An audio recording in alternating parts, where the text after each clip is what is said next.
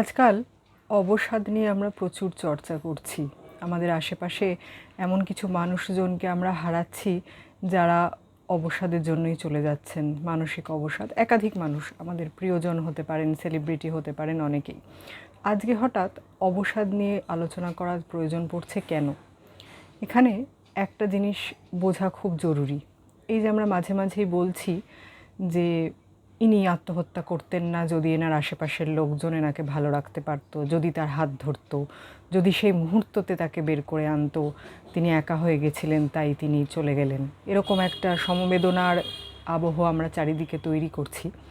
কিন্তু বিশ্বাস করুন, একটা কথা বৈজ্ঞানিকভাবে প্রমাণিত, বিভিন্ন সমীক্ষায় বিভিন্ন মনোবিদরা বলেছেন, সেটা হচ্ছে আপনারকে ভালো রাখার দায়িত্ব শুধু আপনার একান্ত নিজের।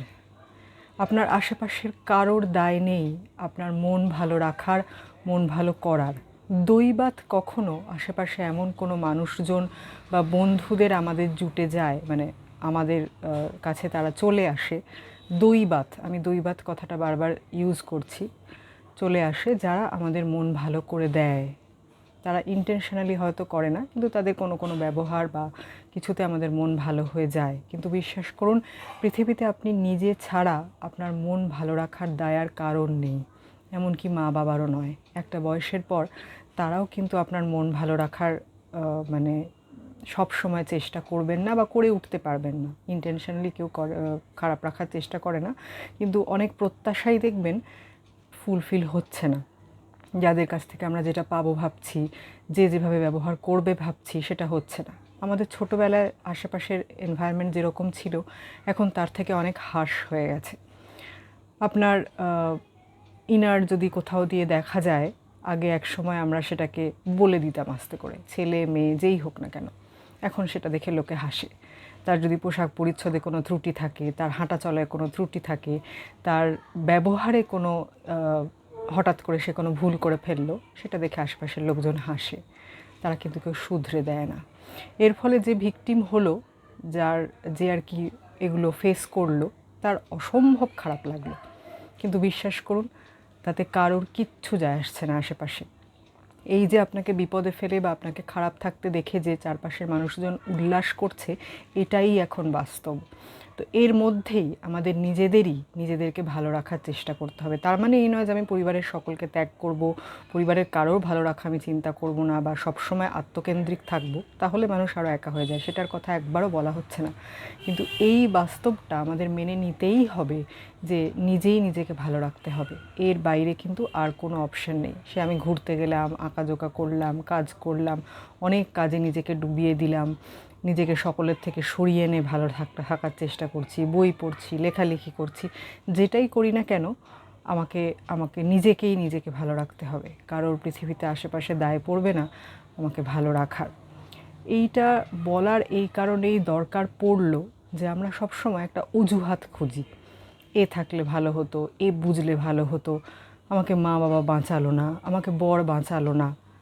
এটাই তো বাস্তব। কেউ আমাকে বাঁচাবে না, কেউ বাঁচাবে না, বরং প্রত্যেকে আরও বিপদের মুখে ঠেলে দেওয়ারই চেষ্টা করবে, একা করে দেওয়ারই চেষ্টা করবে। এখন কিন্তু আমরা ছোটদেরও এমনভাবেই তৈরি করার চেষ্টা করব যাতে তারা পড়াশুনোর পাশাপাশি জীবন যুদ্ধটাতে জিততে পারে। কারণ এখন জীবনে প্রত্যেক দিন আমাদের কাছে একটা যুদ্ধই বটে। সেটা অফিসে হোক, পড়াশোনার জায়গায় হোক, বাড়িতে হোক, সব জায়গাতে মানে এই বুলি ফেস করে করেই আমাদের যেতে হবে। সুতরাং এই জায়গাতে আমি এমন একটা অবসাদের পর্যায়ে নিজেকে নিয়ে গেলাম যেখানে আমি আর পৃথিবীতে টিকতে পারলাম না, তাহলে আমাকে কিন্তু ওই সার্ভাইভাল অফ দ্য ফিটেস্টের ক্ষেত্রে ফিটেস্ট ধরা হবে না। তাতে কারোর কিছু যায় আসবে না, লোকে দাঁড়িয়ে দেবে ও তো দুর্বল তাই ও চলে গেছে।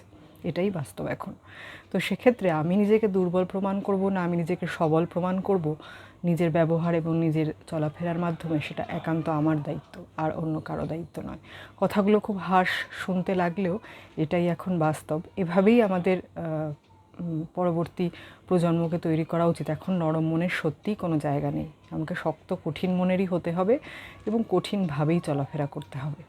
এর বাইরে আমি চলে যাব, আমি আর এখানে টিকতে পারবো না। সে আমি আত্মহত্যাই করি, কি হারিয়ে যাই, কি আমি হার্ট অ্যাটাকে মরে যাই, তো আমি ফিটেস্ট হব না, আমি পৃথিবীতে সারভাইভ করার জন্য তাহলে ফিটেস্ট নই, সেটাই ধরা হবে। কেউ সমবেদনা জানাবে না। এই যে যারা একজন মৃতদেহের রিল বানায়, আমরা মানে কোনো একটা কেউ মারা গেলেই সোশ্যাল মিডিয়া এত এত রিলে ভরে যায়, তো অবশ্যই তাদের মনের সমবেদনা আছে বলে আমি অ্যাটলিস্ট মনে করি না। অনেকেই নিশ্চয়ই আমার সঙ্গে সহমত হবেন। তো সেই জায়গাতে নিজেকে ভালো রাখার দায়িত্ব নিজের। যদি আমি সেটা না পারি তাহলে আস্তে আস্তে প্রকৃতি এবং পৃথিবী আমাকে রিজেক্ট করে দেবে, সেটাও তখন আমাকে মেনে নিতেই হবে। হ্যাঁ, কাছের মানুষজন যারা ডিপেন্ডেন্ট বা যারা খুব কাছের তারা কষ্ট পাবেন, কিন্তু বাস্তবটা আলটিমেটলি সবাই মেনে নেন। পুত্র বিয়োগ, পুত্র শোক, সন্তান শোক, সেটাও একজন মায়ের যেমন সহা হয়ে যায়, তো আস্তে আস্তে সেই বিয়োগও মেনে নেন। তাই অবসাদ কাটানোর দায়িত্ব আমার নিজের, কেউ হেল্প করবে না। তো এটাই চারিদিকের আবহে মনে হলো একটু নিজেকেও বলা জরুরি, এবং যারা আমার চ্যানেল শোনেন তাদের সঙ্গেও একটু আলোচনা করা জরুরি। আপনি যদি আমার সঙ্গে সহমত পোষণ করেন, নাও করেন, সেটাও জানাবেন, কারণ সেটাও জানা জরুরি যে আশেপাশের মানুষজন কী ভাবছে। তো একটু গুরুগম্ভীর বিষয় নিয়ে আজকে আলোচনা করলাম। পরের পর্বে আবার কোনো নতুন মজার আনন্দের বিষয় নিয়ে আলোচনা করব। সবাই ভালো থাকবেন, অবসাদে অবশ্যই থাকবেন না, কোনো না কোনোভাবে নিজের অবসাদ কাটিয়ে ওঠারই চেষ্টা করবেন। নমস্কার।